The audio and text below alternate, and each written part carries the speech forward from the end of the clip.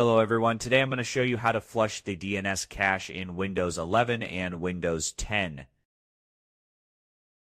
Flushing your DNS cache can help resolve internet connectivity issues, fix website loading errors, and clear outdated or corrupted domain name records stored by your system. Let's get started. Click the search icon on the taskbar, type CMD, then right-click on Command Prompt and select Run as Administrator. Click Yes if a user account control prompt appears. In the CMD window, type the following and press Enter to run.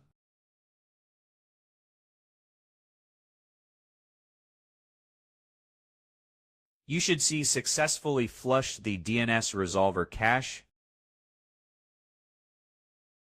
To re-register DNS records, type and run the following command. This sends a registration request to your DNS server.